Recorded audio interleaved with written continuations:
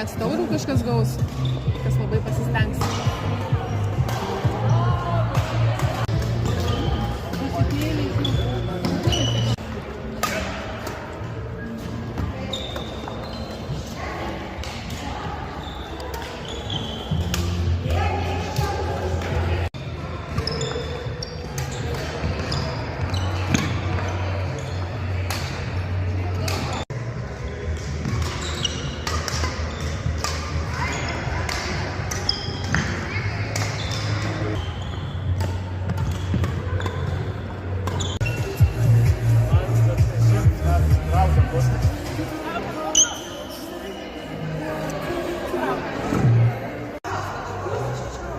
Pykčių neina čia vis tiek,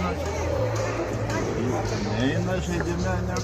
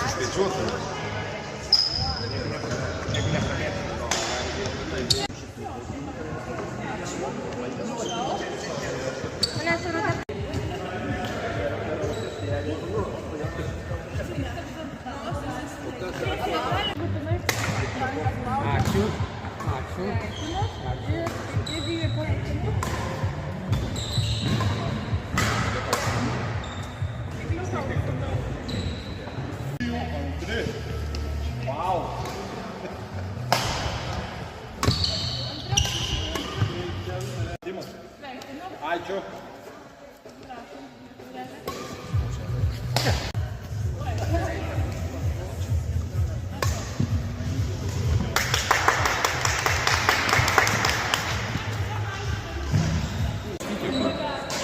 Ai, Justė. O kur Justė?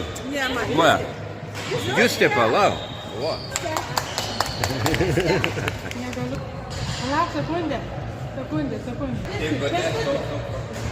Arba į vidurį reikia.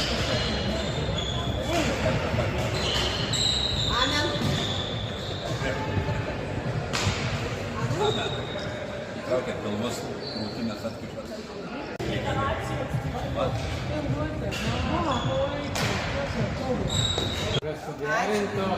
Viskas. Jau mes tik.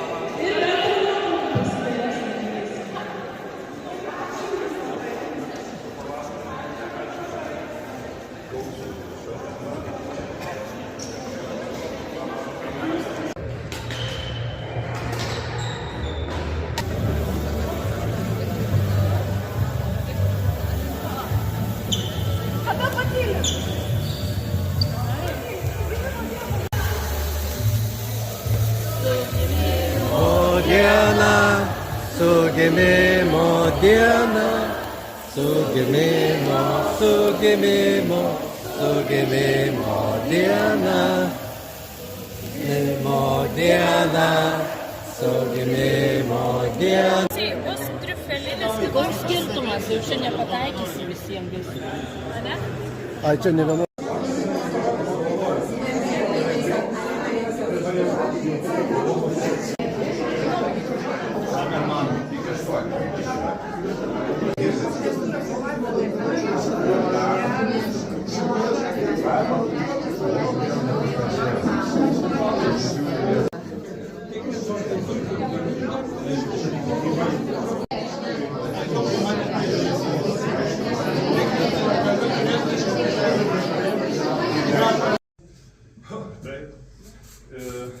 Ir ten pasikvietė mane, Kęstutis Smirnovą, dar kažką pasikvietė į susitikimą su tais danais. Tuo metu mes užsienio kalbų nemokėjom, išskyrus vieną. Ir ten sakė, reikia rašyti projektą. Tai Vidas Girdauskas, pirmasis sakė, rašykit projektą. Rašė Smirnovas projektą ir aš rašiau projektą. Tai kažkaip, aš nežinau, kodėl iš lempos, iš popieriaus sąsiuvinio, iš sąsiuvinio buvo išplėštas lapas ir aš parašiau projektą. Ir tą projektą aš paskui apie jį 97 metai pamiršau. Ir gal po metų man skambino Girdauskas, sakė, danai skyrė finansavimą. Ir finansavimas buvo tikrai toks didelis. Jisai buvo desantas danų į čia ir jie aptarnavo 6 mokyklas Šakiuose, Šakių savivaldybei. Į visas mokyklas atvežė inventorių, į visas mokyklas atvažiavo instruktoriai. Ir čia jie buvo gal 2 savaitės. Taip, ir sportuot pradėjo tų mokyklų mokytojai ir vaikai. Tai buvo pirmieji va tokie. Aš jau galėčiau pasakoti, vis tik 25 metai, tų istorijų daug yra. Tai va, sportuot pradėjom čia į Vasėdį pirmieji badmintonininkai, tie, kurie buvus danam paėmė raketes ir turėjom pirmą vizitą į Daniją. Ir buvo tokia labai taisyklė viena, dėl kurios paskui mes čia klube viduje turėjom ir vidinių įtampų. Aš labai norėjau išlaikyti tą kelią, kurį pradėjom. Tai yra nevyriausybinė organizacija mūsų Kiskas. Ir danai pripažįsta tik tai nevyriausybinės organizacijas. Jeigu mes būtumėm tuo metu, taip jau yra dabar, priklausom federacijai, mokam nario mokestį reitinguose, tada jie nebekviečia į Daniją. Tai va, dėl to ir užsibaigė tie vizitai į Daniją. Ir iš tikrųjų, kai tu gyveni, aš ir sėdžiu ir dabar matau, ką Inga pristatė, galvoju, vis tiek žmogaus gyvenimas, jisai, vieną kartą išvažiuoti varžybas per metus, mažau. Ir plus mes nebesam tokie uždari, kad reikėtų svajoti išvykti į kažkokią kitą šalį. Tuo metu taip buvo ir nemokėjom nei kalbų, o cigarečių kainas rašė man delnų. Jo, jeigu brangiai parduodi, tai gerai, jeigu nepavyksta brangiai, pigiau parduodi. Tai buvo.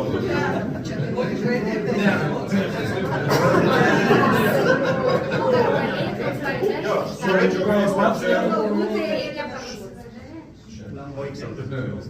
labai džiaugiuosi, kad čia matau Mindaugą. Tai iš tikrųjų, kai prasidėjo badmintonas, tai jisai nelankė badmintoną. Jis iš vis stengiasi pas mane į pamokas netėjo. Bet jo mama buvo mano pavaduotoja. Ir tada sakė direktoriau, gal Mindaugą gali paimti, sakau, į badmintoną. O Mindaugas toks, buvo stambesnio kūno sudėjimo visada. Galima Mindaugą, ne, tai čia tikrai neišeičiu. Ir mama kaip motivacija pasakė, mano Mindaugas, žinok, yra žvejys. Kristinį nemetą.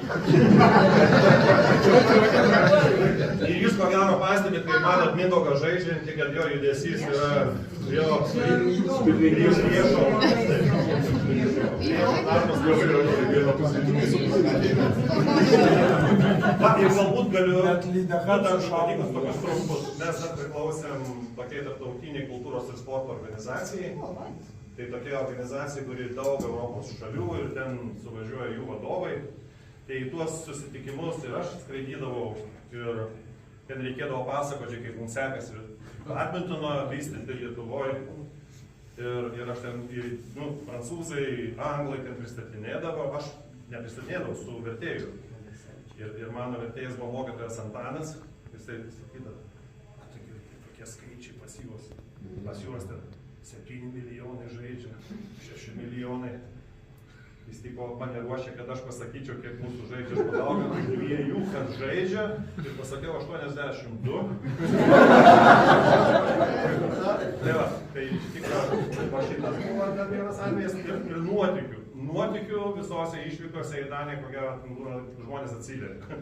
Tai atsimenu, ten ir vakarėliai būna, ir Einaras Martinaitis važiavo į pirmą meno mokyklos muzikantas. Tai ten mūdu paskui išėjom į kiemą, Fredericijoje, atrodo, buvom ir uždainavom. Kur tu teci gailis man.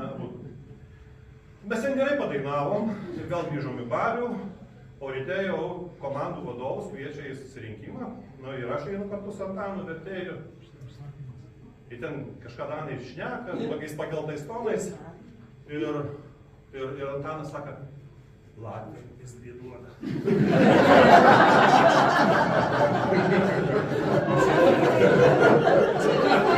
Ir Latvija pasakė, kad sako, jeigu dar kartą sakė, daugiau nekviesi.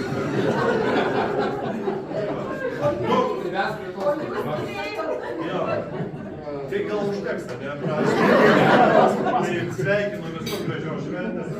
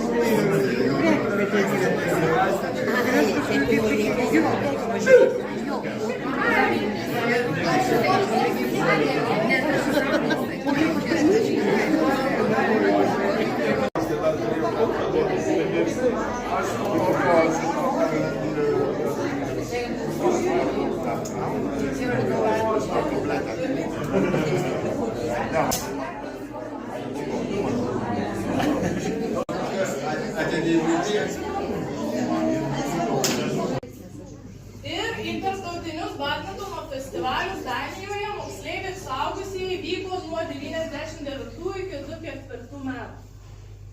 Kas buvot, pakelkite rankas.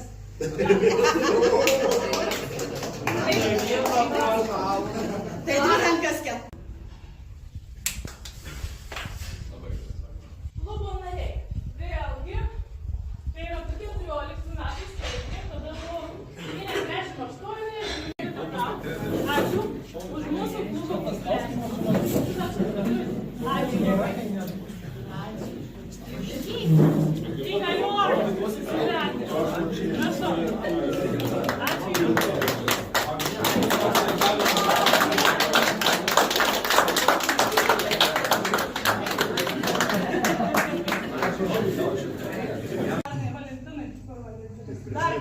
Du kartus dar buvo prieš tai vienas kartas ir pernai antrą kartą dalyvavom populiarinimo projekte, kur žaidėm ir badmintoną, lauko badmintoną.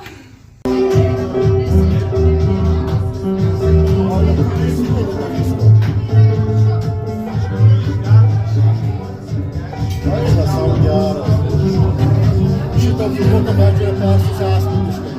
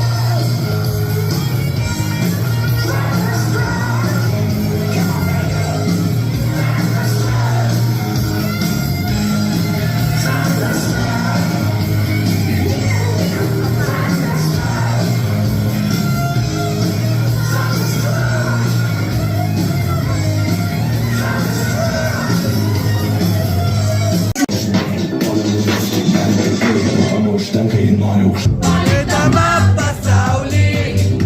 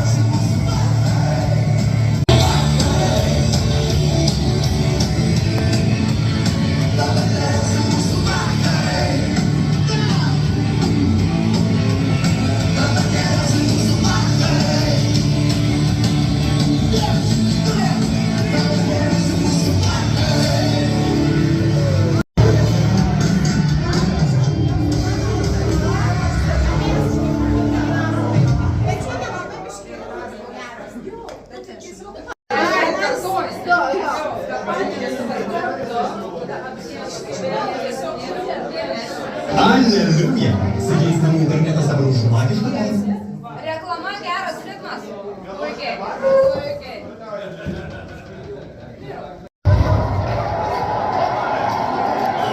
Nebijok, lietaus jis man